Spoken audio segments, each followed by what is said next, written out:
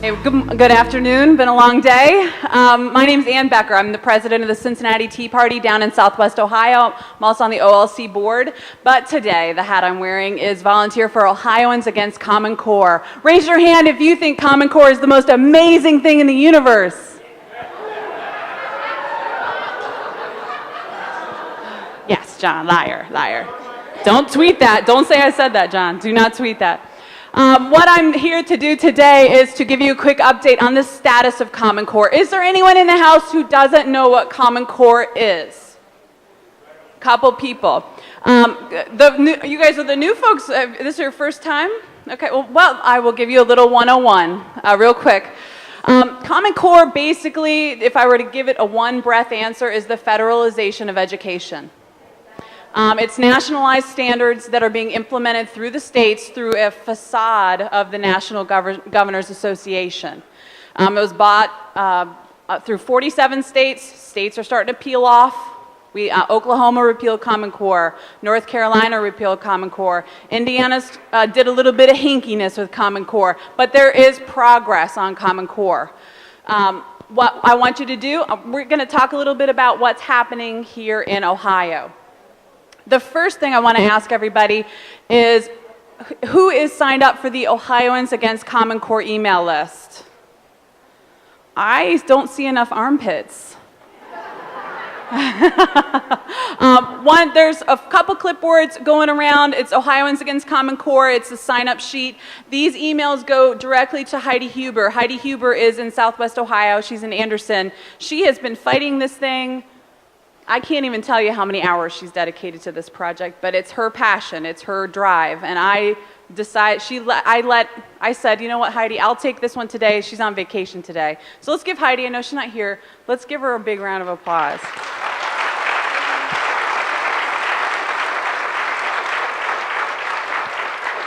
But one of the main tools that Heidi uses is her website, Ohioans Against Common Core. You put the first slide up, John. And I want to make sure that you're signed up for her email list. What she does through the email, she sends you updates. She'll send you action calls. She will let you know when something needs to be done. If you're a leader of a group, we had a bunch of hands go up when it was asked if there were leaders in the room. Please encourage your members to sign up for Ohioans Against Common Core. Go ahead, John. One other thing I want you to start thinking about is the local access.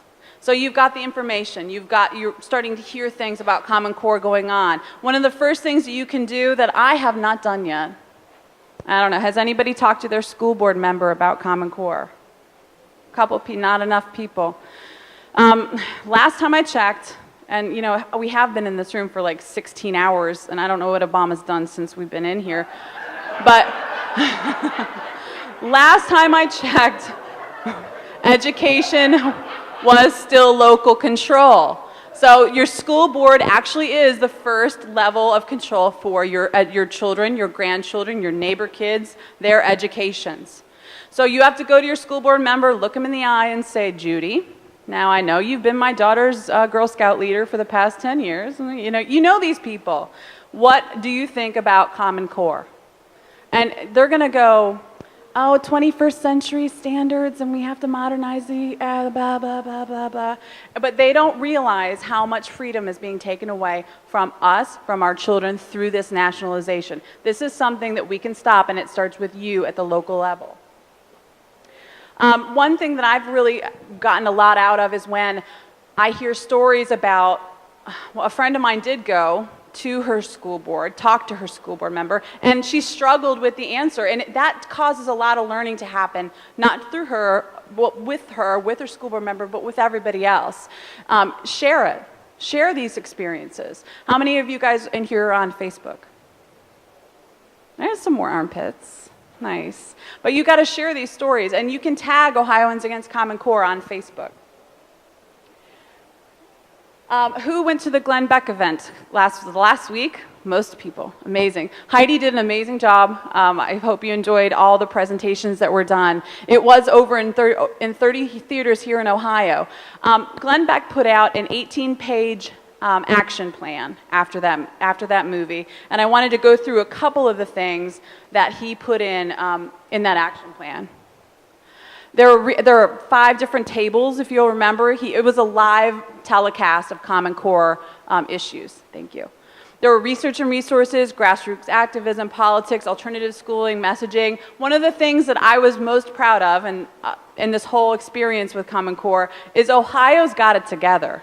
Of all the things that we have screwed up in this state, our grassroots activism on Common Core is probably one of the best in the country. So if you've done any activism on Common Core, give yourself a round of applause, because we have it together here in Ohio. We're going to get this done. Go ahead, John. There's a lot of different ways you can get involved. Now, some people, they're not going to go. They're not going to go call, maybe they will call Governor Kasich on the issue, who knows. But some people will call, some people will make friends, and you got to talk to people. You can't be afraid anymore. Because one thing about the movie that was so galvanizing for me is I realized we're not by ourselves on this issue. There were hundreds of people listening, learning the same kinds of things. I said visit your local school board meeting. The one other thing that I got out of the movie that was kind of controversial, and I don't know if you guys felt this too when you watched it, was talking to your friends and neighbors about opting out of the testing. I don't know if that, for me, that was a little tough. I've got a 9th grader this year and a 3rd grader this year. So they'll be taking the graduation test and the 3rd grade guarantee. So I did. I took a deep breath, and I said, well, what am I going to do? So I wanted to share this resource with you. Conversations Ed is going to have a free webinar on August 24th, and that's at 4 o'clock Eastern Time, and they're going to talk about that opting out of the testing. Now, this testing in Ohio is for graduation and for a 3rd grade guarantee. That's local controlled testing. This is not Park or any of the nationalized testing. But it's still, it's invasive, and our kids doesn't show that our kids know what they need to know. Doesn't show it, doesn't prove it. Our teachers do know what the kids know. So that'll be a resource I'll be involved in.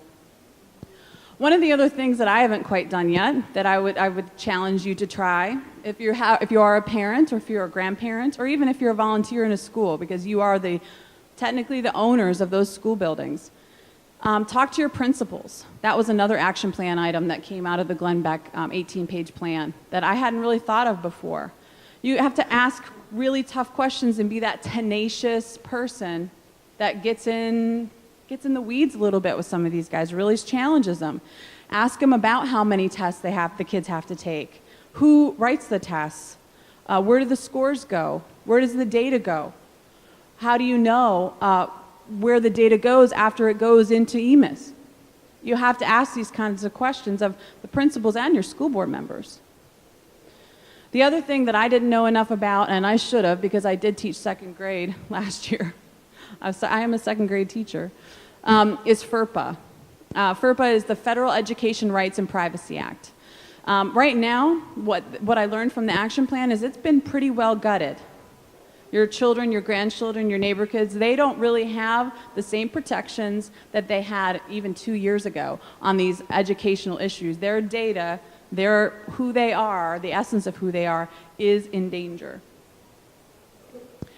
Some other good resources that I wanted you to look at is the truthineducation.com, and I already mentioned conversations.ed, or conversationsed.com. Those 2 resources are, you got to know how the data to give to people. You can't just come up there and say, Common Core bad. I know that's what I want to say to them sometimes, but you got to really get some data down. Here in the state of Ohio, where are we? Right now we have a bill, House Bill 237. It's in the House. It's a full-on repeal Common Core bill. John Adams, Andy Thompson actually wrote the House bill. John Adams pulled, and I think Janet mentioned the phrase discharge petition. There actually is a discharge petition in the House of Representatives to get this bill out of the Education Committee and to vote on the floor. Now, what you need to do, an action item, I'm sure some of you have heard about this, those yellow cards that you got, what the purpose of them is to really encourage your state rep, your state senator, to sign this discharge petition. is a full-on repeal of Common Core. My state senator is Bill Coley. He's the head of the Education Committee in the Senate. He looks at me in the face and he says, okay, Ann, repeal Common Core, then what?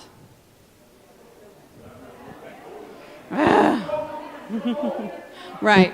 And that's what, he looks me right in the face. He says that every time. So some things are going to start happening. Some bills might start changing.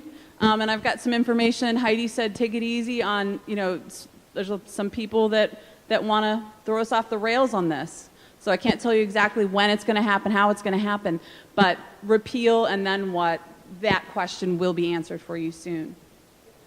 So what I need you to do, make sure you're on that email list so you know what's happening and when it's coming up. But as of right now, if you have that yellow card, if you know what your state senator, if you know where, let's ask the question quickly.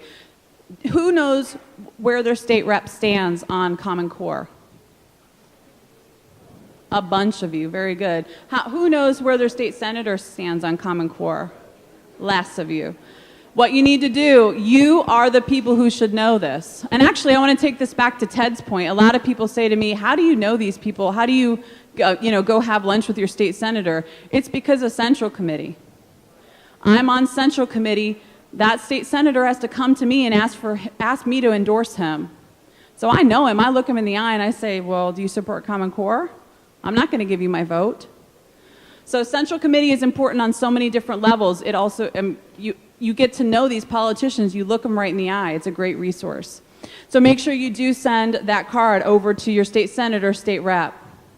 I'm going to run out of time. Go ahead real quick. Messaging. I'll just do my favorite metaphor. When you're talking to people, you have to not turn on the fire hose about this issue. You may be ninja experts. You may, you can get it done with Common Core. You could talk all day. But if someone has no clue, like you've been fire hosed, I'm sorry, I can't help it. But if someone has absolutely no clue about Common Core, can't turn on the fire hose, you have to turn on the water fountain. You have to keep it light, keep it low, let them grow on their own. They will. You just got to plant that little seed and they'll start to get that information. Yeah. So I'll end it there. No time for questions. Well, let me explain what exemplar texts are. The Common Core standards, there's a set of standards for each grade level, and they build on each other. They're a progression. In the appendix, you have to dig into the actual appendices of the Common Core standards. There are what's called exemplar text for the grades, and they're grade bands. So there's K1, 2, there's 2, 3. So there's different books for different grades.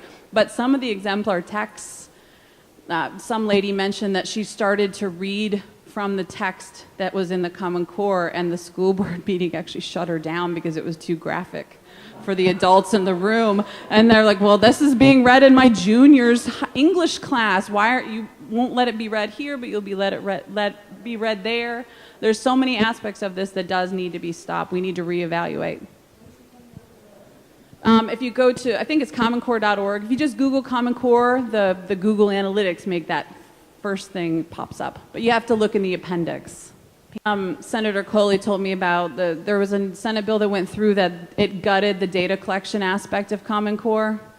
So technically, smoke and mirrors puppet show, we're not collecting data here in the state of Ohio, but we have to stay on this and watch them and really, really see if it's still being done. Yes? Do you know how many of our state reps have signed the discharge petition? I believe is it true that we need 50?